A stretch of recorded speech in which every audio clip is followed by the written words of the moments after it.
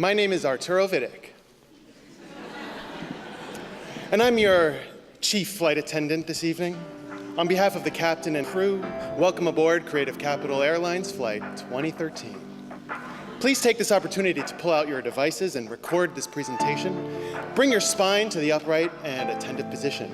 For your enjoyment this evening, we have You Are It, a transmedia public art and performance project designed to address sustainability, youth, fitness, aviation, and social practice. Please direct your attention to the big event.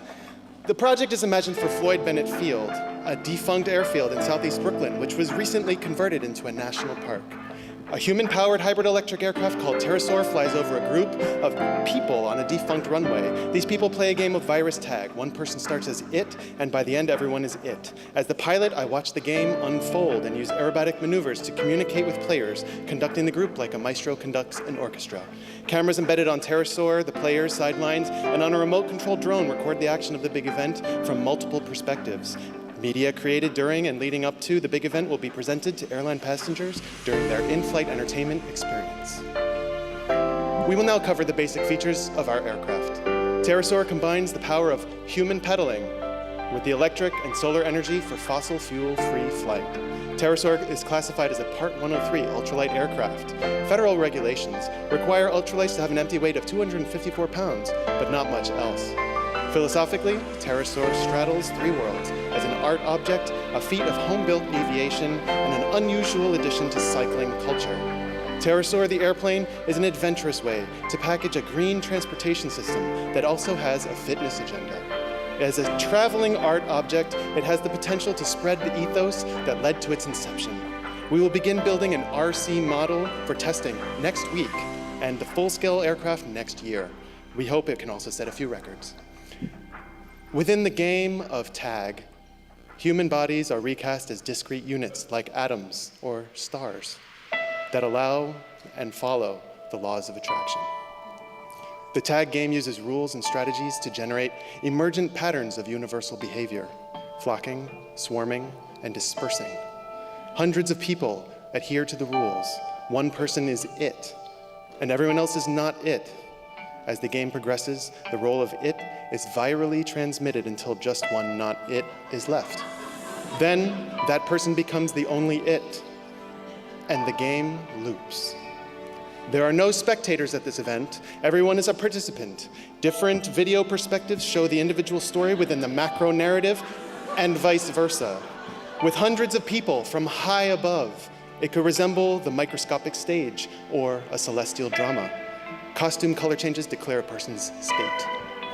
And now our captain will describe our dream destination. Known as the gateway to aviation's golden age, our destination this evening is Floyd Bennett Field, a decommissioned airfield in Brooklyn, New York. Located across Jamaica Bay from JFK Airport, it was the departure or arrival site for famed aviators and daring advances in human flight. Howard Hughes and Amelia Earhart departed from Floyd Bennett Field on historic flights. Now operating under the aegis of National Park Service and Gateway National Recreation Area, it's a wildlife refuge that offers a variety of activities, including model aircraft flying and camping. It's easy to get there by bus and bicycle. Thank you, Captain. This project will be developed on a smaller scale first and then expanded. Success for each aspect of the project can be achieved in stages before they are combined. Each stage can be a work of art on its own. Tiny successes can coagulate.